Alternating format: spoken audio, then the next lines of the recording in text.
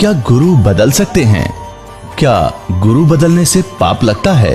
आध्यात्म के इस मैदान में आखिर सही गुरु कौन है? गीता जी में वर्णित तत्वदर्शी संत कौन है? इन सभी प्रश्नों के उत्तर जानने के लिए अवश्य सुनिए जगत गुरु तत्वदर्शी संत रामपाल जी महाराज के मंगल प्रवचन। परमेश्वर कबीर जी ने गरीबदास जी में सारा ज्ञान फीड कर दिया, उन्होंने फिर बोला और लिपिबद्ध किया गया। अब कहते हैं बर में पंथ प्रगट हुआ वाणी, शब्द हमारे की निर्णय ठानी। हमारी वाणी को समझने की चेष्टा करेंगे गरीबदासी पंथ वाले, लेकिन समझ नहीं सकेंगे। अस्थिर घर का मर्म ना पावे, ये 12 पंथ हम ही को ध्यावे। अब गरीबदास पंथ तक भी परमात्मा ने बैन लगा दिया कि ये पार नहीं हो सकते।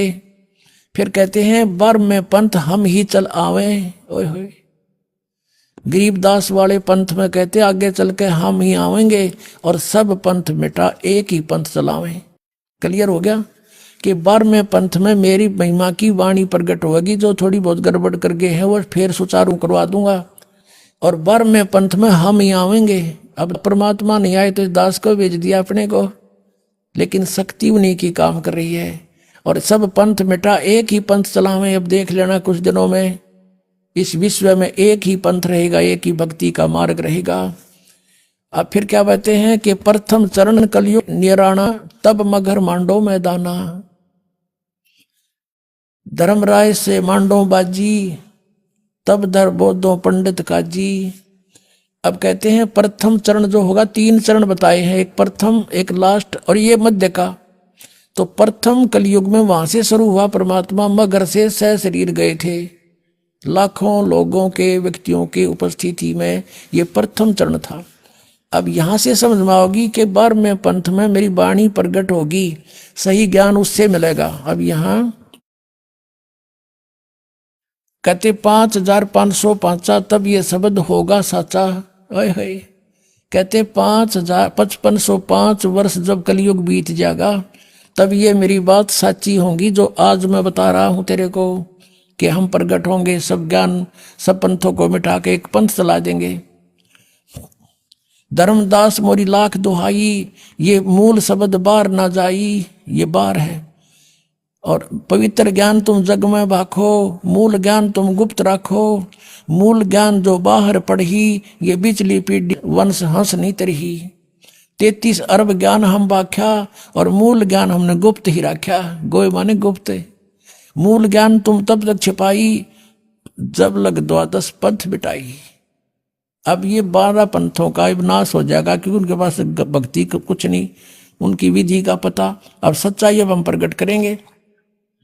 अब यहां देखिएगा, ये कबीर बोध कबीर वाणी हम पढ़ रहे हैं, इसमें और कंसेप्ट क्लियर कर दिया। 134 पृष्ठ पे यहां लिखा है कि वंश प्रकार, प्रथम वंश उत्तम। ये चूड़ामणि जी हैं, ये प्रथम वंश तो उत्तम। दूसरा वंश अहंकारी, वो जागू। और तीसरा वंश प्रचंड। चौथा वंश बिरहे। 5वां वंश या निंद्रा। और 6ठा वंश उदास। 7वां वंश ज्ञान चतुराई। और 8वां वंश 12 पंथ विरोध। 9वां पंथ वंश पूजा। और 10वें वंश प्रकाश। 11वें वंश पसारा। और 12वें वंश हवे प्रगट उजियारा। 12वें में गरीबदास जी 12वां पंथ हो गए। इनके द्वारा मेरी वाणी का 12वें वंश प्रगट हुए उजियारा। मेरी वाणी का यानी मेरी महिमा फिर से कुछ उजागर होएगी। और 13वें वंश मिटे सकल अंधियारा। ये दास 13वां वंश है उस परम पिता का। कहते हैं सारा अंधेरा मिट जाएगा, ऐसा ज्ञान देगा वो, सब तरह से सेट कर देगा। 13वें वंश मिटे सकल अंधियारा। एती दगा काल की समाई, तत्बिंदु की टेक रह जाई। ये काल का इतनी दगा होगी, फिर भी तत्व ज्ञान कहीं ना कहीं सदगतों में छुपा ही रह जाएगा। अब आपको जिसलिए सारा कुछ प्रकरण दिया है, जैसे आप जी ने ऋग्वेद मंडल नंबर 9 सूक्त नंबर 1 मंत्र 8-9 में स्पष्ट देख लिया कि उस परमेश्वर को उग्र गतियां प्रेरणा करती हैं। और वो परमात्मा एक सुंदर शरीर को प्राप्त होता, भासमान शरीर को, और उसके 3 प्रकार का शरीर होता है। और जब उन 3 प्रकार के शरीरों में जो लीला करता है उनमें से एक में शिशु रूप धारण करके आता है, तब कुंवारी गाय से दूध पीता है। अब जैसा कबीर सागर में लिखा था, तो वहां इसमें करेक्शन करने वालों ने उन्होंने सोचा कि रामानंद से ही जोड़ दिया कि उसने न्यू बता दी तुम कुंवारी गाय का दूध पिएगा, और आगे लिखा वो दूध, वो फिर दूध चला गया, वो दूध का प्रकरण काट दिया इन्होंने। फिर भी मालिक की दया से वो 2 पंक्ति रहेगी। अब गरीबदास जी ने वो निर्णय किया है क्या, अब पढ़ के सुनाते हैं आपको। अब परमात्मा ने जो बताया कि मेरी वाणी प्रकट होएगी 12वें पंथ में, गरीबदास वाले पंथ में, लेकिन गरीबदास जी की वाणी को भी गरीबदास के पंथ वाले, उससे पहले वाले कोई नहीं समझ सकेगा। ये मेरी वाणी का निर्णय करने की चेष्टा करेंगे पर इनको ज्ञान नहीं होगा। और ये 12 पंथ हम ही को जावे, अस्थिर घर का मरम नहीं पावे, असंग जन्म ये ठोर नहीं पावे। अब इस दास के साथ क्या हुआ कि हम छुड़ानी जाते थे, जहाँ गरीबदास, आदरणीय गरीबदास साहिब जी का जन्म हुआ था, जहाँ परमात्मा कबीर देव जी उनको जंगल में आकर मिले थे। हमारे पूज्य गुरुदेव जी वहाँ जाते थे, एक लिंक जोड़ना था, पहले लिखा हुआ था, इसलिए गुरु जी के सतलोक जाने के बाद हमारा वहाँ पर बहुत विरोध हो गया, क्योंकि हम सच्चाई बतावें, वो अनुवाद गलत करें गरीबदास जी की वाणी का, तो हमारा उनका पार नहीं पड़ी, हमने अलग से आश्रम सेट करना पड़ा। फिर वो इतने विरोधी हो गए कि हमारे साथ हमारी बताने कितनी उन्होंने अफवाहें फैलानी शुरू कर दी, वो गुंडा है, बदमाश है, झूठा है, न्यू है, तो वो कांड करवा दिया करो था कुछ। ये और दूसरे पंथी लाग लिया, आर्य समाज वाले जो उनकी पोल खोल दी, दास ने सच्चाई बता गए, तो सब ने मिलकर ये पंगा पा दिया। लेकिन भगवान का साथ जिसके साथ है उसका कोई कुछ नहीं बिगाड़ सकता। पहले से 1000 गुना आगे बढ़ गया हमारा पंथ, पूरे विश्व में चला गया परमात्मा का ज्ञान, क्योंकि ये परमात्मा का चलाया हुआ है। और इसमें जो बाधा करता है भगवान के मार्ग में, वो तो अंधा गधा है।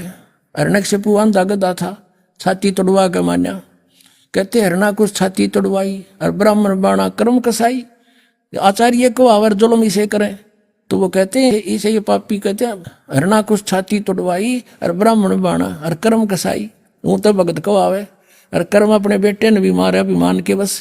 तो कहने का भाव ये है कि ये आचार्य को आवे और गुरु और अपने शिष्यन पर मित करें, झूठ बोला, हम तो प्रमाण दिखाते हैं, और जो तुमने लिखा है वो रूबरू कराते हैं। पता झूठ कहाँ बोल दी मैंने, मत लिखा हुआ दिखाता हूँ, आपके गुरु ने ये लिख रखा है और वेद ये बता रहे हैं। बता झूठ कब बोल गया, मन तो फुर्सत है कोई ना झूठ बोलने की, टाइम है कोई नहीं, कोई सारी है साची दरी भगवान ने लिख रखी। अब गरीबदास जी की वाणी में पारक का अंग है, एक चैप्टर है पारक का अंग, उसमें बहुत निर्णायक ज्ञान दिया है। क्या लिखा है, शिव उतरे शिवपुरी से अवगत बदन विनोदी, मैं के कमल खुशी बहे लिया ईस को गोदी। शिव उतरे शिवपुरी से अवगत बदन विनोद, और महक के कमल खुशी बहे और लिया ईस को गोद। नजर नजर से मिल गई किया ईस प्रणाम। अब गरीबदास जी ने पूर्ति की है, जो वो दूध आ गया, दूध चला गया, फिर खुश हुआ, यो बकवाद कर रखी, कुछ मिलावट और कुछ कटिंग पटिंग करके उन्होंने सोचा कि ऐसा कौन हो गया, ये हो गया। अरे सच्चाई ये थी जो गरीबदास जी ने बताया। जैसे आदरणीय तुलसीदास साहिब जी ने श्री रामचंद्र जी की रामायण लाखों वर्ष पहले जो घटना घटी थी, अब कलयुग में एज इट इज लिख दी चौपाइयों के माध्यम से, और सबको मान्य है वो, क्योंकि एक दिव्य दृष्टि रेंज होती है। उस तुलसीदास की रेंज खुल गई थी, वह दिव्य दृष्टि खुल गई थी, और पीछे की जो चलचित्र की तरह सामने आ जाती सब घटनाएं वो तुलसीदास जी ने लिख दी थी, और वो सही है। ऐसे ही गरीबदास जी ने, परमात्मा ने गरीबदास जी की दिव्य दृष्टि खोल दी, ज्ञान योग खोल दिया। अब वही जो लीलाएं काशी में घटी थी, उसे अरबों खरबों वर्ष पहले सृष्टि जहाँ से प्रारंभ हुई वहां तक की रेंज मालिक की, क्योंकि ये दूरबीन की रेंज होती है, दूरदर्शी की। तो परमात्मा जो गरीबदास जी को रेंज दी वह सबसे दूर तक की रेंज की थी। तो गरीबदास जी ने जो भी वार्ता हुई वो चलचित्र की तरह देखकर जब बोली ये वाणी, क्या लिखा है, शिव उतरे शिवपुरी से अवगत बदन विनोद, मैं के कमल खुशी भये लिया ईस को गोदे। शिव भगवान ने जो साधु रूप में खड़े थे बालक रूप परमात्मा को गोद में ले लिया। नजर नजर से मिल गई किया ईस प्रणाम, जब दोनों शक्तियों की आपस में नजर मिली तो उसने परमात्मा को प्रणाम किया शिव जी ने, और क्या कहा, धन मोमन धन पूरे ना ये धन का सीनी काम, कैसे महापुरुष आए। अब वो पहचान तो नहीं सके शिव जी कि ये कौन पुरुष है कौन भगवान है, लेकिन उनकी जो लीला छवि और अंदर की, क्योंकि इनके अंदर दिव्य दृष्टि होती है, ये अवश्य महसूस हो गया कि ये बहुत परम शक्ति परम सिद्ध पुरुष है। इन ब्रह्मा विष्णु महेश से तो बहुत अन्य और भी सिद्ध से अलग अलग वैरायटी की शक्तियां होती हैं, इनसे जो अलग और भी अच्छे संत साधु होते हैं। तो इन्होंने सोचा कि कोई और परम शक्ति है जिसको हम भी नहीं जानते, वहां से कोई अवतार आया है ये। तो इस जान करके उन्होंने भगवान शिव ने भी प्रणाम किया।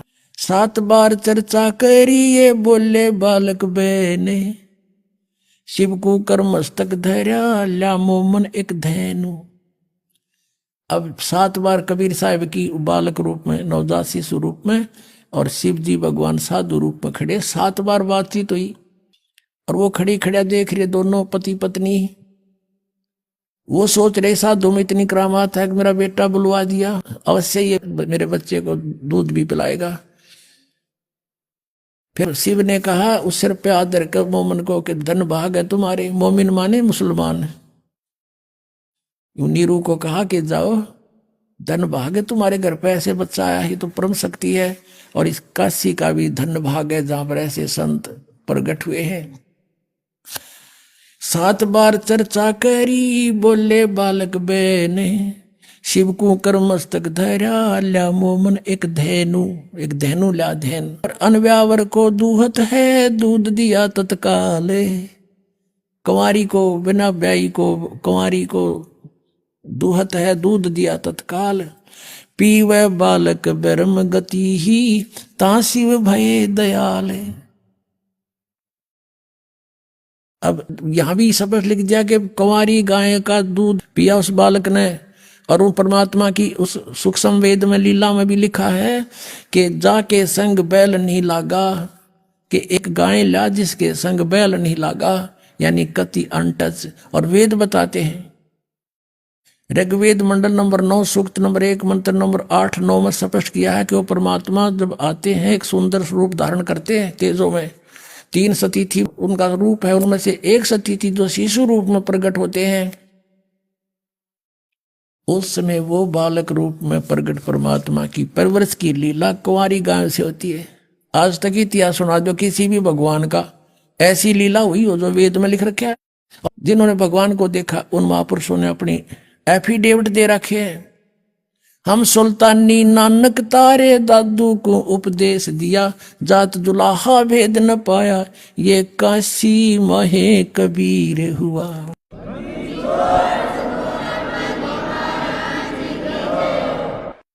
परम पिता परमात्मा पूर्ण ब्रह्म सर्वसृष्टि रचनहार कुल मालिक कबीर साहिब जी, ये हम सभी आत्माओं के पिता हैं, ये परमात्मा है। पुण्यात्माओं, आध्यात्मिक ज्ञान इतना उलझ चुका है कि इसको अब सुलझाना बहुत ही कठिन हो रहा है। ये ऐसा क्यों हो रहा है? हमारे सदग्रंथ क्या बता रहे हैं और हमें ज्ञान क्या मिला? इसका कारण क्या था? इसका कारण है कि ये जिस लोक में हम रह रहे हैं ये काल का लोक है। यहां कोई जीव सुखी नहीं,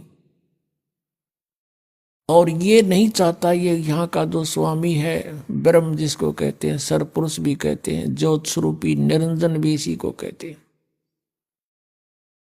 ये नहीं चाहता कि यहाँ के प्राणियों को परमात्मा के विषय में जानकारी हो। इसको भय बना रहता है कि यदि इनको अपने मूल स्थान का ज्ञान हो गया और वहां के सुख से ये परिचित हो गए, या कोई नहीं रहेगा। इस डर से ये राजनीति से और घटिया राजनीति से हमें यहाँ रोके हुए हैं, सुनियोजित षड्यंत्र से हमें यहाँ बांधे हुए हैं, रोके हुए हैं। कोई भी क्रिया देख लो, हमने विवश होकर करनी पड़ रही है। शरीर ऐसा दे दिया, यदि इसके अंदर टुकड़ा ना डालेंगे तो ये काम नहीं करे। इसकी रक्षा करनी पड़े, गर्मी सर्दी से भी बचाना पड़ेगा। सारा जीवन हम इसी शरीर के पालन पोषण में लगे रहते हैं, इसी के रख रखाव में पूरा जीवन खो देते हैं, अंत में इसको भी खत्म कर देता है। यदि ये ना नष्ट होता हो तो कोई दिक्कत ना थी। हम इतने ढीठ हो रहे, इन दुखों को भी देख लेते, कोई दिन पड़े रहते अभी। लेकिन ये नष्ट भी साथ होता है, ये डर साथ बना रहता है। कहने का भाव ये है कि जब तक हम इस आध्यात्मिक ज्ञान से पूर्ण रूप से परिचित नहीं होंगे, हम परमात्मा की भक्ति ना तो कर सकते और ना ही अपने उद्देश्य में सफल हो सकते। तो इसके लिए हमने उस परमात्मा को पहचानना है। जैसे आज सुबह के सत्संग में आपको सुनाया था कि पूर्ण परमात्मा परम अक्षर ब्रह्म वो स्वयं ही सतलोक से चलकर आता है और अपनी प्यारी आत्माओं को, अच्छी आत्माओं को मिलते हैं, उनको तत्व ज्ञान से परिचित कराते हैं। परमात्मा ऊपर सतलोक में रहते हैं, तीसरे मुक्ति धाम में विराजमान है। अपनात्मा ये चारों वेद प्रत्येक प्राणी के हृदय में समाये हुए हैं, जो विशेषकर हिंदू समाज से संबंधित है। और सभी ये कहा करते हैं कि वेद तो एक सत्य ज्ञान है, वेदों में जो लिखा वो फाइनल है, सत्य है। इसके साथ साथ पवित्र चारों वेदों के साथ साथ पवित्र श्रीमद् भगवत गीता जी और साथ में पवित्र 18 पुराणों को पवित्र हिंदू समाज एक बहुत आदर की दृष्टि से देखता है और इनको सत्य ज्ञान युक्त मानता है, इसको सत्य ज्ञान युक्त मानता है। लेकिन इन ग्रंथों में थोड़ा सा अंतर है। पवित्र चारों वेद और पवित्र श्रीमद् भगवत गीता, ये दोनों का मिलता जुलता ज्ञान है, ये गॉड गिवन है। और पुराणों का जो ज्ञान है वो ब्रह्मा जी का दिया हुआ है, और ब्रह्मा जी से आगे सुना उन ऋषियों ने,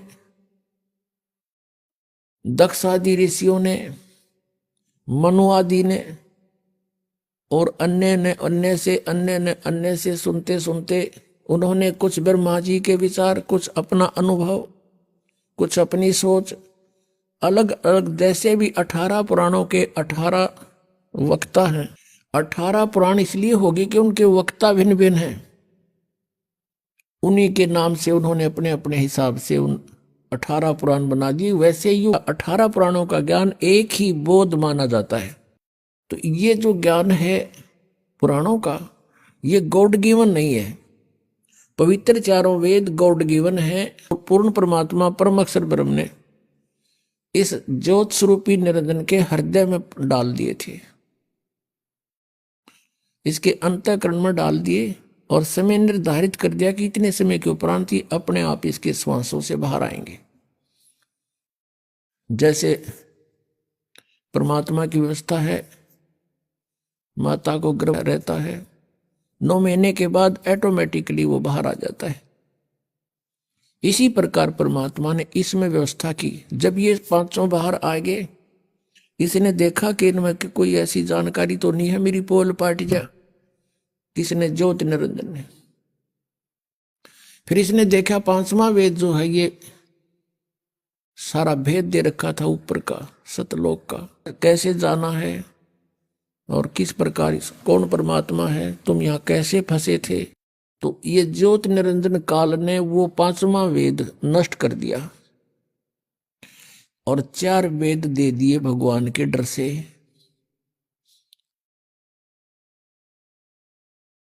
इन 4 वेदों में पूर्ण परमात्मा की महिमा है, साथ साथ में इसकी भी महिमा है। ये कितने सतर का भगवान है, इसकी भक्ति से कितना लाभ हो सकता है। फिर इस काल ने ही ब्रह्म ने 4 वेदों को पढ़ा, उस 4 वेदों वाले ज्ञान को श्री कृष्ण जी में प्रवेश करके इसने बोला। इसमें थोड़ा सा इसने एक आध जगह गड़बड़ करने की चेष्टा की है और उसमें कहा कि ये मेरा मत है। यदि इसका मत वेदों से मेल खाता है तो वेद ज्ञान है वो, और इसका मत वेदों से मेल नहीं खाता है तो इसका अपना ही विचार है, वो भी नहीं मानने हमने केवल वेद ज्ञान को मानना है और 5वां वेद परमेश्वर ने स्वयं आकर के बोला था उसको मानना है। 18 पुराणों को हमने सहयोगी शास्त्र मान रखा है कि इसमें जो लिखा है इनमें इन ब्रह्मा विष्णु महेश जी की जीवनी है और इन्होंने लिख रखी है, तो इसको हमने इसलिए सत्य मानना है कि इनमें जो लिखा है इनकी सतीथि वह सही लिख रखी है। और जो पुराणों में वेदों के विपरीत ज्ञान है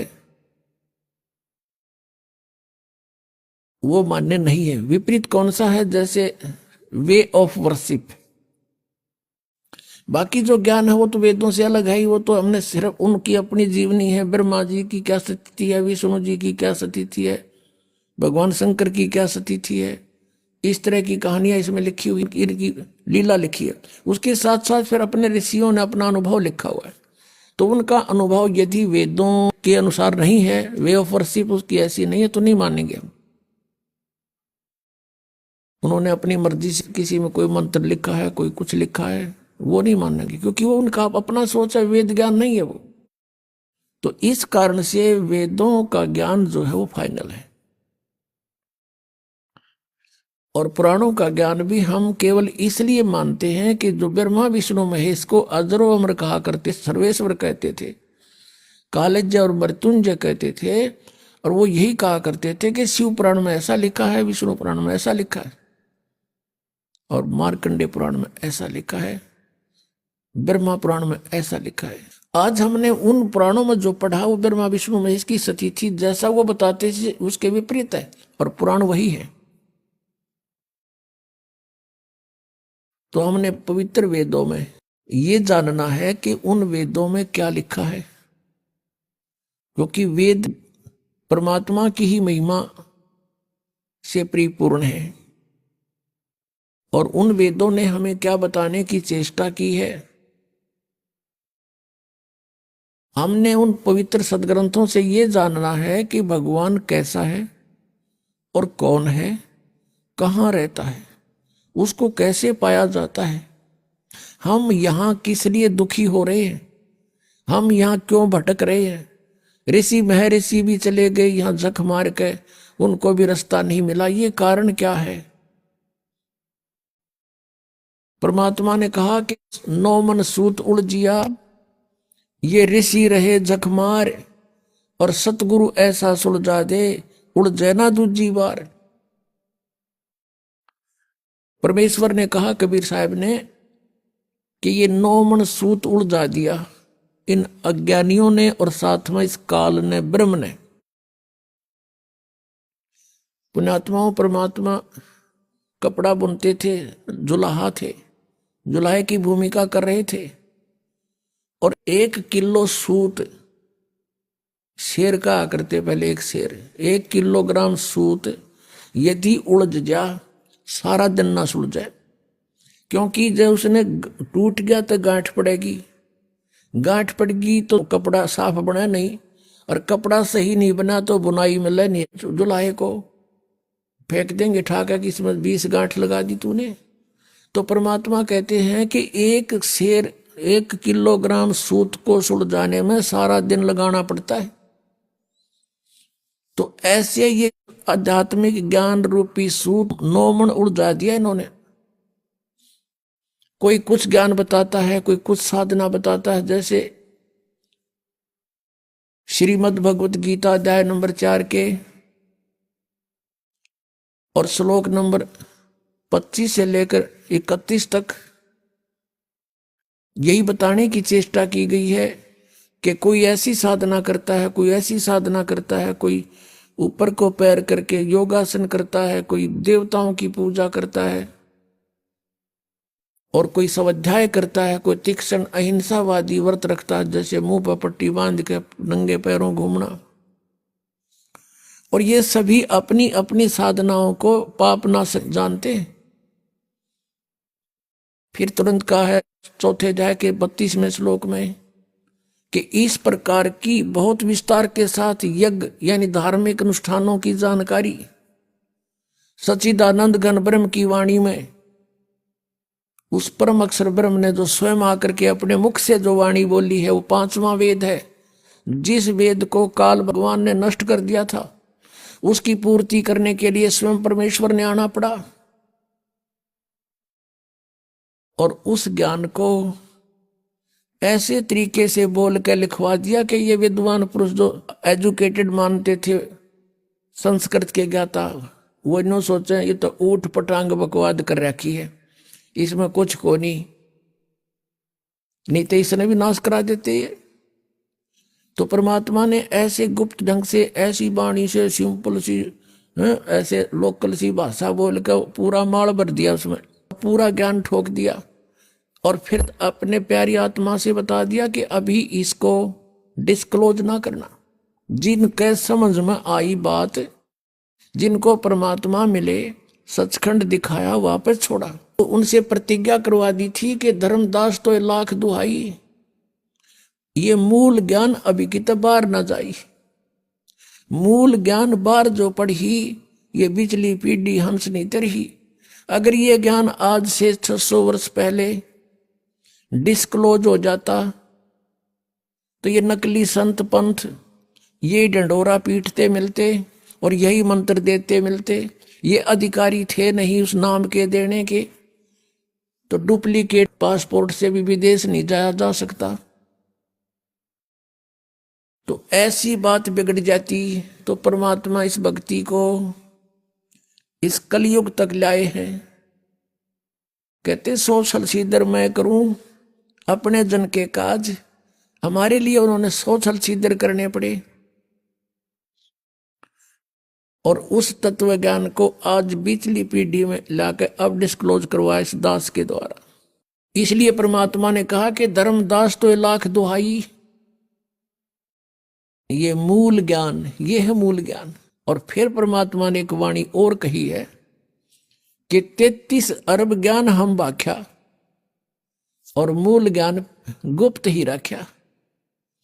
33 अरब वाणी बोल दी हमने इस कबीर सागर में और कबीर साखियों में, दोहालियों में, लेकिन ये मूल ज्ञान जो था अब भी हमने गुप्त रखा हुआ था,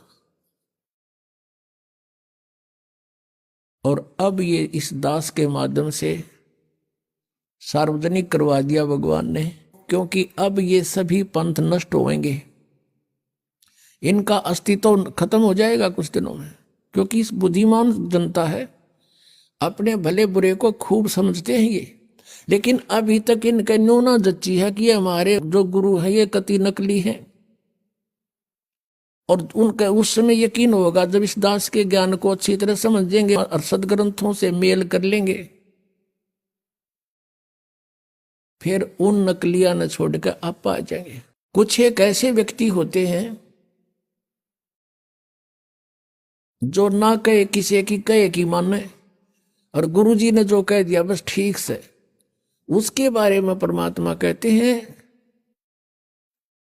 कि चातुर प्राणी चोर है और मूड मुग्ध है ठोठ, संतों के निकाम के इन न दे गलजोट।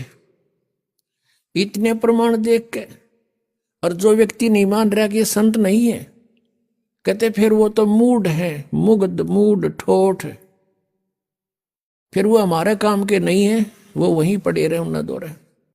एक भक्त कह रहा था जी ये आवत गे सारे जितने दूसरे पंथा दौरा बैठे हैं। उसने एक उदाहरण दिया कि जैसे बाई बस ट्रेवल कर रहे हैं और रास्ते में कई बार बस खराब हो जाती है, तो कुछ तो बुद्धिमान से जब आइडिया ला ले कि यह खराब होगी, झटकम पटकम होने लाग रही है, जब रुक जा और साथ में दूसरी बस आ जाती है, तुरंत उतर कर चढ़ जाते हैं, वह ना देखते कदे किराया दोबारा देना पड़े। कुछ ऐसे होते हैं कि कंडक्टर ड्राइवर ने कह दे भाई गाड़ी खराब होगी, वो उतर के फिर दूसरी में बैठे। और उन्होंने कहता कुछ ऐसे होते हैं फिर भी बैठे रहे, कंडक्टर ड्राइवर के कहे पाछे भी, वे जब उतरेंगे, जब कंडक्टर ड्राइवर भी दूसरी बस में चढ़ लेंगे, वो जब उतरा करेंगे सचमुच ये भी ना रहे। तो कुछ ऐसे हैं जब इनके गुरुजी आते यहाँ तो पलायन कर जाएंगे, क्योंकि जनता इनको जीण नहीं देगी, यहां पर इनका अनमोल जीवन बर्बाद कर रखा, एक सांस की कीमत है। परमात्मा कहते कहता हूं कहीं जात हूं कहूं बजा के ढोल, और ये श्वास जो खाली जात है ये 3 लोग का मोल। एक श्वास की इतनी कीमत, और मनुष्य जीवन के कितने जीवन सांस बर्बाद कर दिए, क्योंकि श्वासों से जीवन है जीव का, और ये कितने बर्बाद हो गए सत भक्ति ना करने से। तो वो जो उनके कति श्रद्धालु गणे हैं बिना ज्ञान के, वो जब आओगे यहाँ पर तो वो भी हाथ खड़ा कर देंगे कि हमारे पल्ला ना कुछ,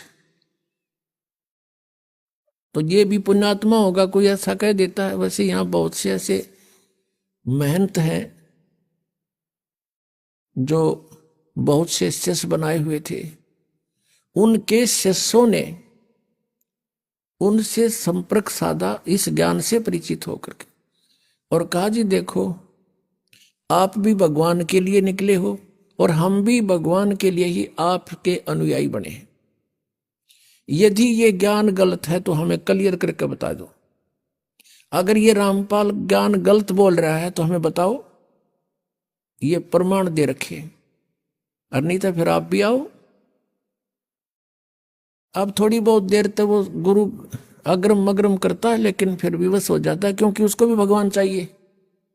अगर इतनी सच्चाई देखकर वो नहीं आते हैं, नहीं मानते हैं, तो वो संत है नहीं, वो तो परमात्मा भी नहीं चाहते, केवल महिमा चाहते हैं अपनी, बस चेले बने रहे, जय जयकार हो ही रहे, फिर कट्ठे भूत बनेंगे सारे।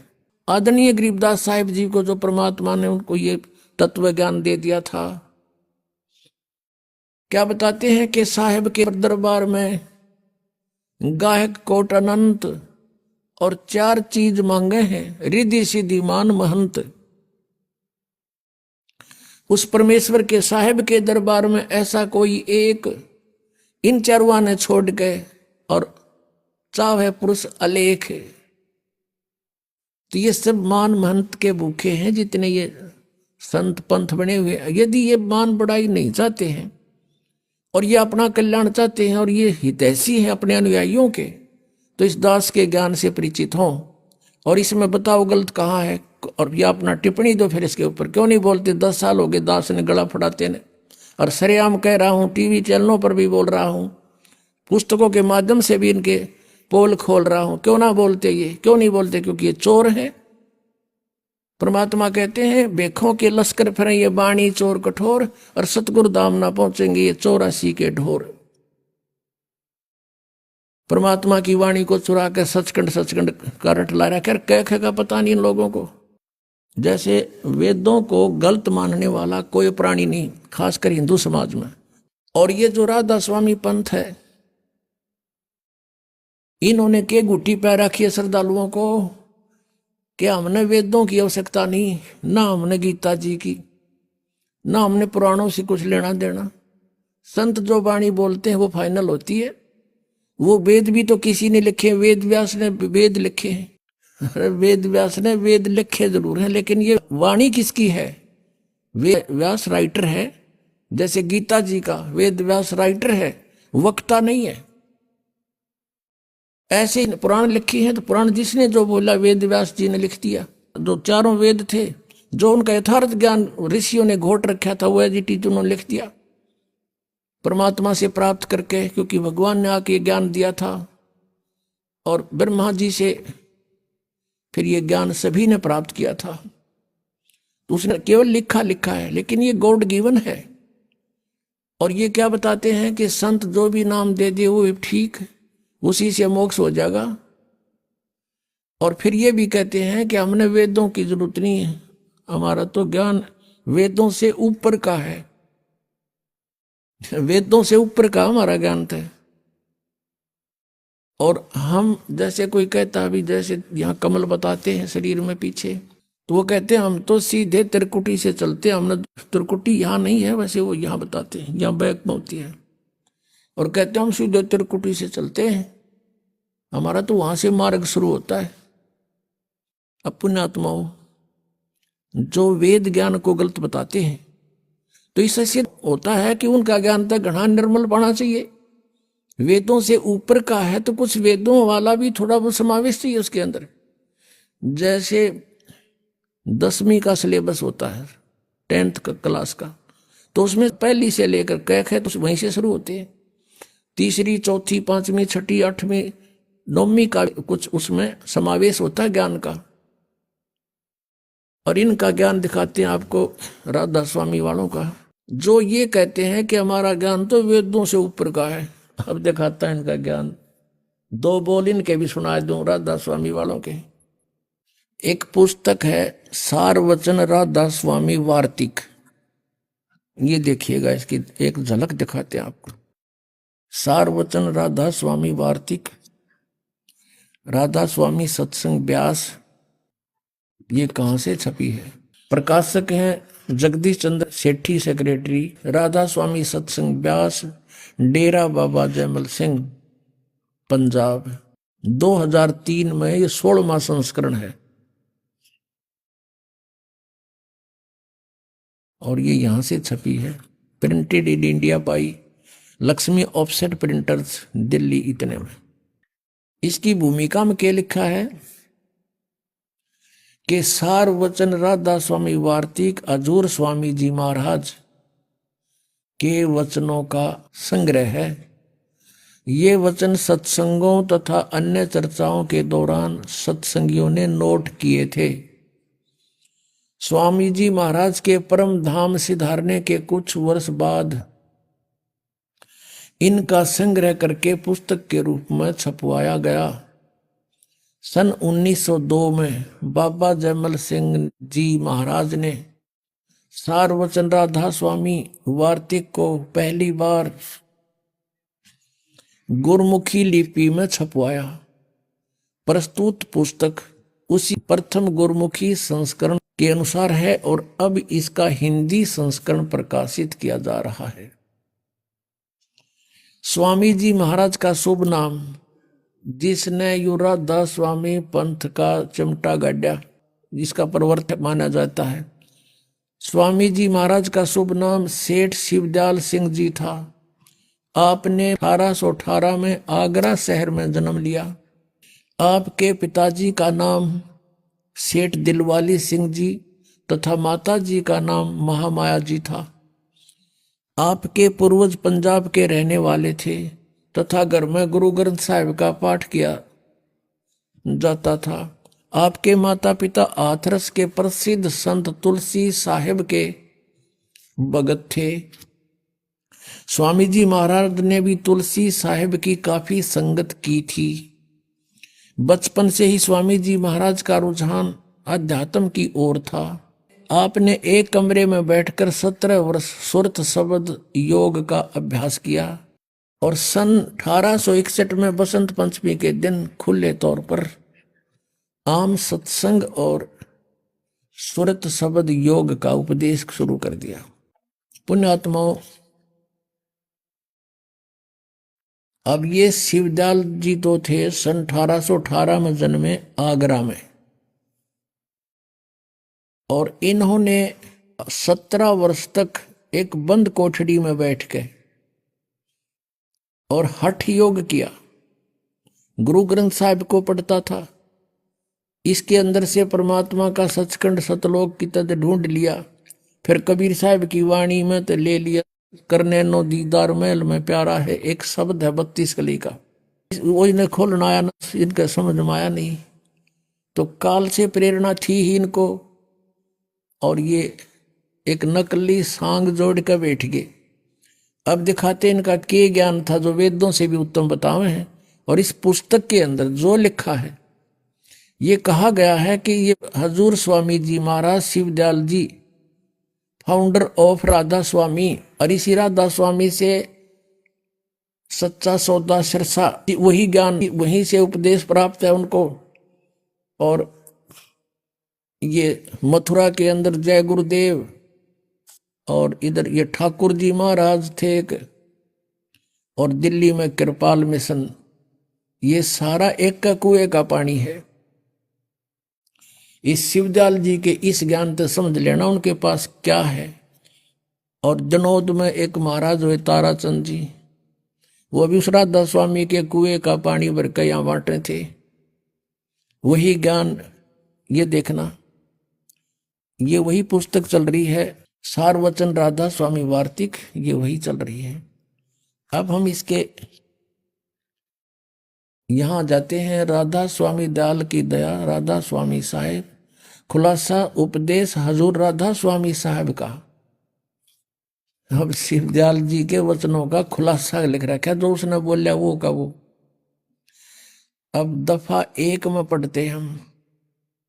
सिर्फ काम इतना है कि इंसान यानी मनुष्य अपनी सूरत यानी रूह को, उसके खजाने और निकास यानी मुकाम सतनाम और राधा स्वामी में, मुकाम माने स्थान, सतनाम स्थान कहा है, राधा स्वामी भी सतनाम का स्थान कहा है, मुकाम। इनका ज्ञान देखियो, तोड़ पाड़ रखे ने, पहुंचावे यानी राधा स्वामी स्थान में पहुंचावे, सतनाम स्थान में अपनी सूरत पहुंचा दे। फिर तीसरे वचन में गीता के से श्लोक बना रखे ने, कति 118 150 वर्ष हो गए इनको न्यू के न्यू प्रिंट कर रखे। जितने आचार्य और महात्मा और अवतार पैगंबर हरेक मजहब में हुए हैं, वे सब अपने अभ्यास के जोर से अंतर में तरफ मुकाम असली के चले, असली स्थान की ओर चले। कोई बिरले संत मंजिल 8वीं यानी राधा स्वामी तक पहुंचे। अरे वाह। अच्छा, सिर्फ संत मंजिल 5वीं यानी सतनाम पर पहुंचे। अब यह मंजिल 5वीं सतनाम, और कोई बिरले संत मंजिल 8वीं यानी राधा स्वामी पर पहुंचे। अब यहां देखो, तो अब आपने देख लिया, यहां तक क्लियर कर दिया न कि सतनाम भी स्थान है, मंजिल कहो, ये मंजिल का यहां अनुवाद भी कर रखा है। मंजिल माने स्थान है, देखियो रहा, मंजिल माने स्थान है, यानी ये फिर देख लो, क्योंकि ये घना गहरा ज्ञान है ना, इनका समझ में ना आवा जल्दी से।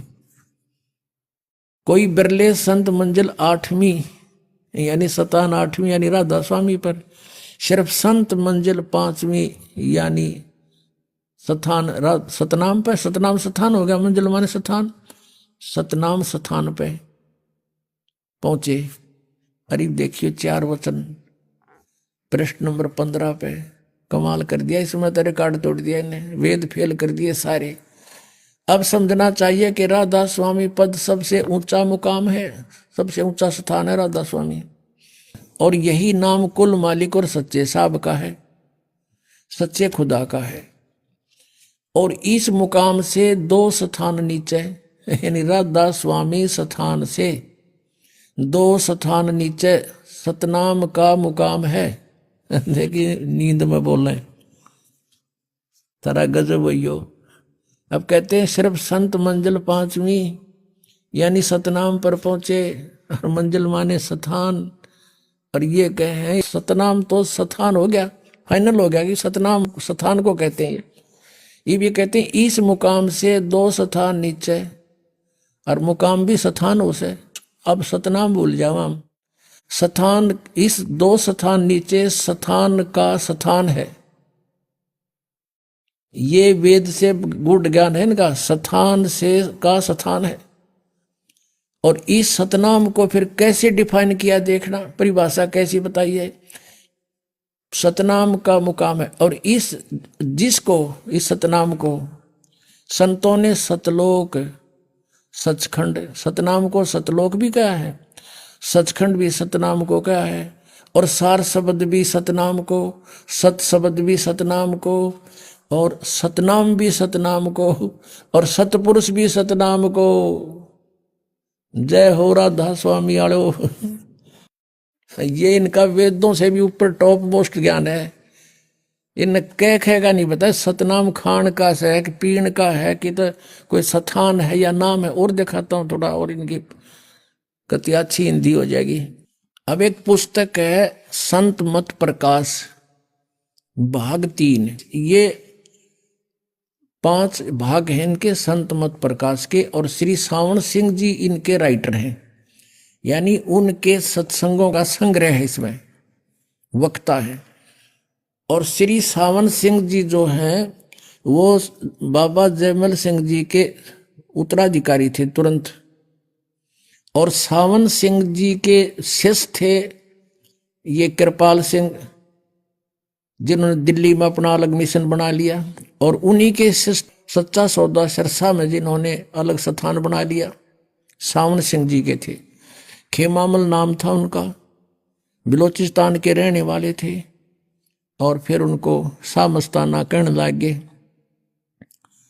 और उन्होंने वहां अपना अलग से डेरा जमा लिया। ये उन्हीं का ज्ञान है इकट्ठा ही सबका।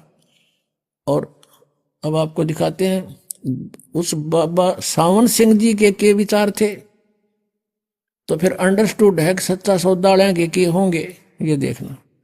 और शिवदयाल जी के होंगे, फिर कहना है के है। ये है संत मत प्रकाश भाग 3। ये है संत मत प्रकाश भाग 3, और ये है बाबा सावन सिंह जी, महाराज सावन सिंह जी। संत मत प्रकाश भाग 3 हजूर महाराज सावन सिंह जी के सत्संगों का संग्रह, राधा स्वामी सत्संग व्यास से ये छपा है। प्रकाशक हैं जगदीश चंद्र सेठी, सेक्रेटरी राधा स्वामी सत्संग व्यास, डेरा बाबा जयमल सिंह, पंजाब। और ये यहां से छपी है। Printed in India by Gopsons papers limited. अब इसमें दिखाते हैं आपको, 102 पृष्ठ पे लिखा है, इसके 102 पृष्ठ पे संत मत भाग 3 यहां लिखा है, इसने इस सतपुरुष सतनाम कहाई, सतलोक निज पाया आई। इसका डिफाइन किया इसने, इस सेंटेंस का। सचखंड या सतनाम चौथा लोक है, जागे ना, सचखंड या सतनाम चौथा लोक है, और सभी के अंदर है, आपके अंदर है ये सचखंड सतनाम। और अगर यह सतगुरु से राह लेकर मेहनत करके अंदर पर्दा खोल ले तो सचखंड पहुंचा जा सकता है। ठीक, अब हमने ये देखना है कि यहां कह रहा है ये सचखंड या सतनाम चौथा लोक है। ये सतनाम चौथा लोक है, ये अपने अंदर है सबका। आइए अब हम उन श्रद्धालुओं के अनुभव जानते हैं जो जगत गुरु तत्वदर्शी संत रामपाल जी महाराज जी से दीक्षा प्राप्त कर चुके हैं तथा उनके द्वारा बताए गए भक्ति मार्ग पर चल रहे हैं। नमस्कार जी। नमस्कार सर। क्या नाम है जी आपका? सृष्टि धवन। सृष्टि जी, आप कहाँ से हैं? उत्तराखंड काशीपुर से हूँ जी। संत रामपाल जी महाराज से नाम दीक्षा आपने कब ली? जनवरी 2014 में। सृष्टि जी, क्या आपने कोई भक्ति साधनाएं भी की हैं?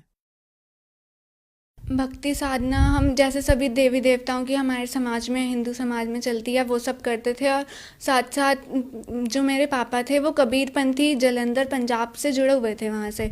लेकिन वहाँ से भक्ति करते थे, कोई लाभ नहीं मिलता था, पापा को बहुत दिक्कत आती थी और वहाँ पे जो भी वो भक्ति साधना बताते थे वो यथार्थ नहीं थी। ऐसे अब हम संत रामपाल जी महाराज जी की शरण में आए हैं तो हमें पता चला है कि जो भी हमारे कबीर सागर में लिखा हुआ है वो सब वो भक्ति नहीं बताते थे हमें जलंधर पंजाब में। फिर भी लेकिन हम उनकी भक्ति करते थे उस टाइम, हमें क्योंकि ज्ञान नहीं था। और जो मेरी मम्मी हैं वो कामा मथुरा में वहाँ पे जाती थी और उनसे नाम दीक्षा ली हुई थी, लेकिन तब भी हमारे घर की जो कंडीशन थी बहुत बुरी थी, फाइनेंशियल कंडीशन भी बहुत बुरी थी और मेरे पापा हमेशा बीमार रहते थे। तो फिर आप संत रामपाल जी महाराज जी की शरण में कैसे गए, क्या कारण रहा? जैसे मेरे पापा हमेशा से धार्मिक उन्हें धर्म में इंटरेस्ट था, तो पापा सत्संग सुनते थे टीवी पे। जैसे साधना टीवी एक दिन पापा ने लगा लिया तो उस पर संत रामपाल जी महाराज जी का सत्संग आ रहा था। पापा सत्संग देखते थे, जैसे हम तो छोटे थे, हमें कोई इतना ज्ञान नहीं था उस टाइम पे, छोटे थे हम, तो पापा सत्संग देखते थे और सुनते थे बहुत ध्यान से। और सत्संग सुन के जो नीचे नंबर्स आते हैं वहाँ से पापा ने ज्ञान गंगा बुक मंगाई, संत रामपाल जी द्वारा लिखित बुक ज्ञान गंगा। तो जैसे पापा ने मंगाई 2011 में मंगाई पापा ने, तो पापा ने धीरे धीरे उस बुक को पढ़ा और जो लास्ट में उसमें लाभ दिए होते हैं, जैसे संत रामपाल जी के जो शिष्य हैं उन्हें बहुत सारे लाभ देते हैं जो यथार्थ भक्ति करने से मिलते हैं हमें, तो पापा ने वो पढ़े। जैसे पापा बहुत बीमार रहते थे हमेशा की तरह, तो जो लाभ पड़े पापा को थोड़ा सा विश्वास हुआ, क्योंकि हर जगह भटक चुके थे हम, कोई भी धार्मिक स्थल नहीं छोड़ा होगा पापा ने जाने गए, इवन नेपाल तक गए हैं पापा अपनी बीमारी का इलाज करवाने के लिए। और गुरुद्वारे भी जाते थे, मंदिर में भी हर जगह जाते थे, या कोई भी धार्मिक कोई भी प्रोग्राम होता था जलंधर पंजाब में भी हर पूर्णमासी को जाते थे। लेकिन तब भी हमेशा पापा मेरे बीमार रहते थे और घर की आर्थिक स्थिति बहुत बुरी थी, उन्हें माइग्रेन की प्रॉब्लम थी। डॉक्टर्स ने कह दिया था कि हमेशा दवाई लेनी पड़ेगी माइग्रेन की, वरना माइग्रेन की तो की ऐसी प्रॉब्लम है ये ऐसे ठीक नहीं होती है। जैसे हम समाज में भी देखते हैं किसी को भी माइग्रेन की प्रॉब्लम होती है तो आसानी से ठीक नहीं हो पाती है, और मेरे पापा को भी डॉक्टर्स ने कह दिया था माइग्रेन की प्रॉब्लम है तो हमेशा दवाई लेनी पड़ेगी। और मेरे पापा डिप्रेशन में भी आने लग गए थे, घर की फाइनेंशियल कंडीशन सही नहीं थी। पापा नेटवर्किंग में, मतलब जहाँ भी जॉब करने जाते हैं हमेशा वहाँ पे लॉस होता था, कोई भी प्रॉफिट नहीं होता था, और जो भी हमारे घर पैसा आता भी था तो वो हमेशा हेल्थ में इन्वेस्ट हो जाता था। घर में कोई भी डेवलप नहीं हो पाता था हमारे घर का, हमेशा हेल्थ में इन्वेस्ट होता था पैसा जो भी आता था। और मेरे पापा को किडनी में पथरी थी, मेरी मम्मा भी मतलब बहुत स्ट्रेस में रहने लग गई थी, घर की कंडीशन बहुत बिगड़ चुकी थी। और मेरे भैया जो थे उन्हें भी दौरे पड़ते थे, बहुत ज़्यादा बुरी हालत हो गई थी हमारी। मेरे पापा को अल्सर की प्रॉब्लम भी थी।